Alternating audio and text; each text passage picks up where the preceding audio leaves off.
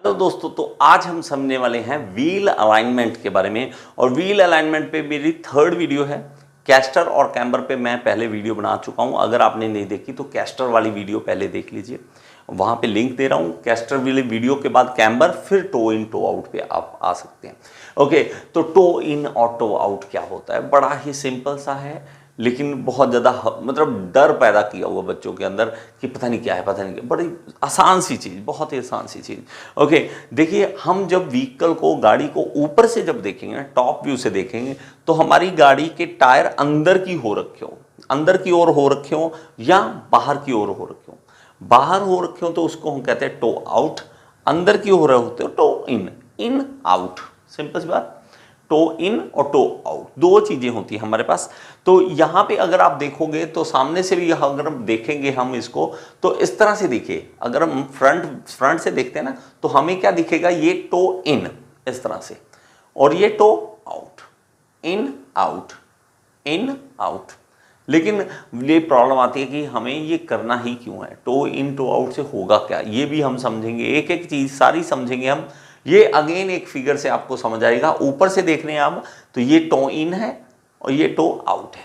Okay, ये हम ऊपर से देख रहे हैं, तो ये आपको दिमाग से सोचना पड़ेगा, क्योंकि कैम्बर में और टो इन टो आउट में आपने उलझना नहीं है। कौन से एंगल से देख रहे हो, ये मेन है।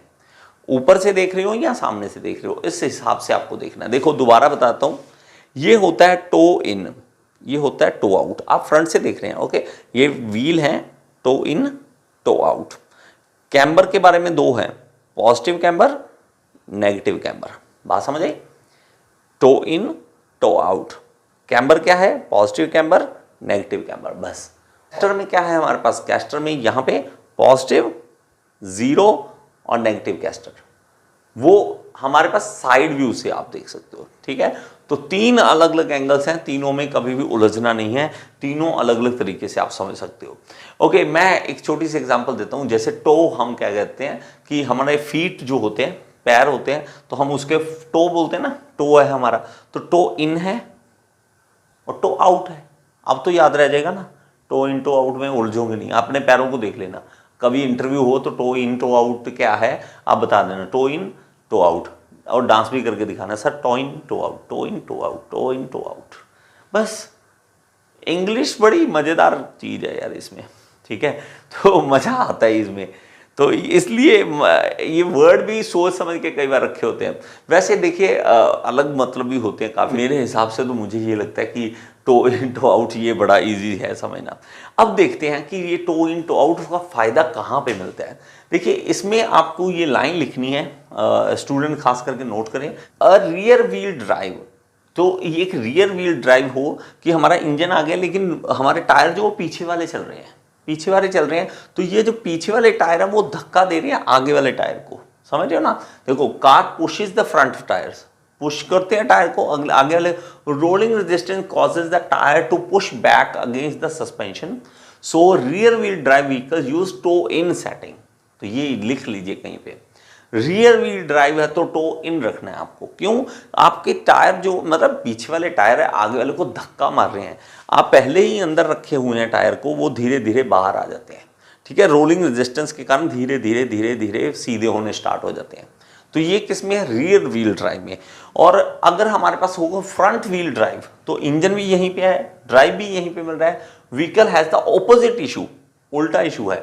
The front tyres pull the car, ये पूरी कार को खींच रहे हैं, खींच रहे हैं। The weight of the vehicle resist the forward movement. ठीक है, तो वो फॉरवर्ड जो वेट है ना, वो फॉरवर्ड मूवमेंट को रेजिस्ट कर रहा है। This cause the front wheel to pull forward against the suspension, so forward wheel drive car use toe out setting. Simple से बात। ठीक है, रियर व्हील ड्राइव है तो टो इन, अगर फ्रंट व्हील ड्राइव है तो टो आउट। तो ये हमें नोट करना होता है।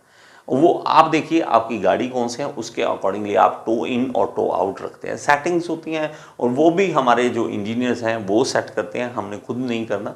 ठीक है, और उसमें हमें टो इन टो आउट का फायदा मिलता है। देखते हैं, toe angles can also effect handling, और ये हैंडलिंग को भी इफेक्ट करते हैं। किस तरह से? More toe in will reduce oversteer. तो ये ओवर स्टीयर क्या है, अंडर स्टीयर क्या है?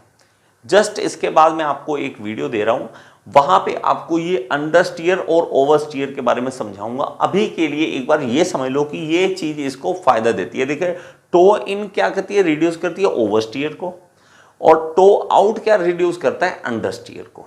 अब जिसको तो पता है ओवर स्टीयर और अंडर स्टीयर, बहुत अच्छी बात है। नहीं तो इसके बाद आपको थंबनेल मिलेगा, उस वहां पे आपको ये वर्ड भी समझ आ जाएंगे। अभी एक बार आप लिख सकते हैं कहीं पे कि ये हमें फायदा देते हैं, टो इन और टो आउट, क्योंकि हमें फायदा तो पता होना चाहिए ना, टो इन क्या है, टो आउट क्या है, फायदा क्या है उसका।